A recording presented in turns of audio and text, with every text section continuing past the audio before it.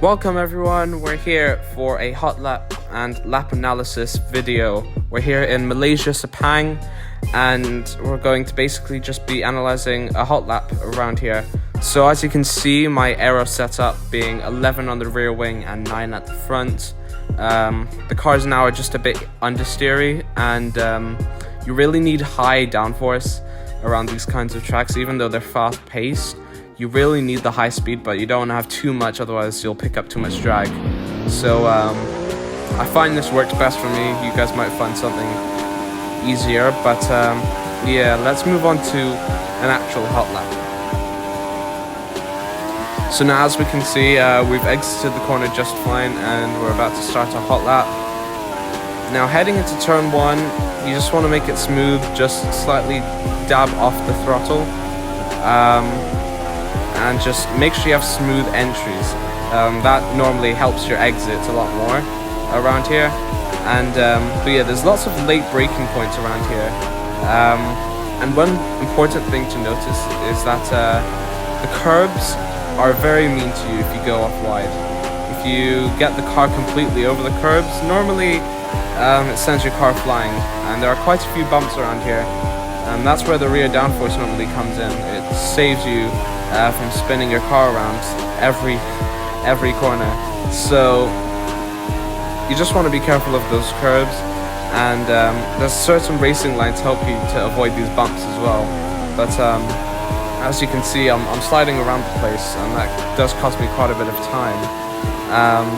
So around this corner, there's a bump there, so that might throw your car wide, so you want to be careful. And you don't want to be too early on the throttle either, because as you could see, there was a barrier waiting for me in case I made a mistake. And at that final corner, there's a large bump. But after that final lap, that gets us a 1:18.8. So not the fastest of times, it can be improved on. But let's move on to our second hot lap. Now, into the final corner, there's no bump there that time, so yeah, definitely the bump defines whether you'll have a good lap or not. But now, as we start the lap, get a good entry, brake a little hard just to assure that I keep the inside line, and keep off the entry of the curb, because like I said, you'll start flying all over the place. Same here, you want to keep that inside line to avoid the entry there. Sometimes your left front can go over it and you'll be fine, but it's best to not risk that.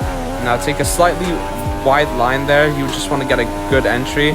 That'll definitely boost your exit speed.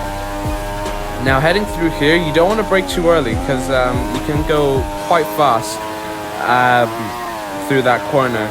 It's not like Zandvoort where you've got to brake early, but yeah, as long as you're going in a straight line, you can go for a longer period on the throttle. Now, through here, you'd think it's flat, but you really do need to go on the brakes a bit.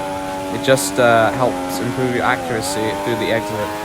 Now, through here, that part's quite tricky. Sometimes you get a bit of understeer when your tire wears out. But now, as we exit this final corner, no bump this time. You've really got to stick to the right hand side to avoid it. But as we come through the final corner and across the line, it's a 1:16.79. So pretty much a 1:16.8. So we gained 2 seconds on our previous lap time, and it's my personal best actually. So yeah, let's move on to a lap analysis. It's time to see where I went right and where I went wrong, and what you can really improve on. So as we can see, as we start the lap, heading into turn 1, that 50 board, that 50 meter board, you want to use that as your braking and turning point. That's what I use. I turn in instantly. I'm on keyboard, so it's a little easier. But around here, 100 meter board, braking and turning point, just to show you keep that inside line to avoid the curb there. Now, as we head into this corner, the 50 meter board is, well, just before the 50 meter board, you want to brake and turn, and slightly go on the throttle and off. It's more of a balanced situation, whatever you feel is best as you exit that corner. Now, through here, you want to take a wider line, and just as you get to the beginning of the curb on the left hand side, that's when you want to brake, and you get a good exit normally. and you just want to avoid the left hand side. There's lots of bumps there. Now, as I said before, you want to take a straight line through here, just to maximize as much pace as you can. Normally I'd brake more just to get a better exit out of that corner, but unfortunately I didn't maximize that. But now as you're going through here, you want to just, like I said, just avoid the inside line. As you can see, I kind of took too much, I got a bit greedy there. But as you go through here, you want to get just after the 150 meter board, just in between. You want to slightly brake and turn at the same time.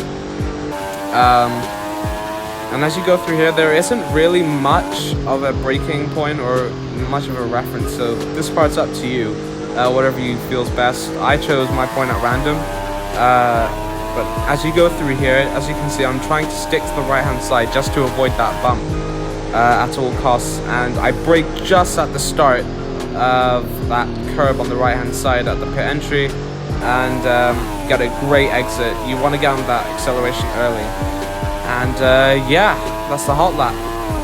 Hope you guys enjoyed, and I will see you all next time. Goodbye.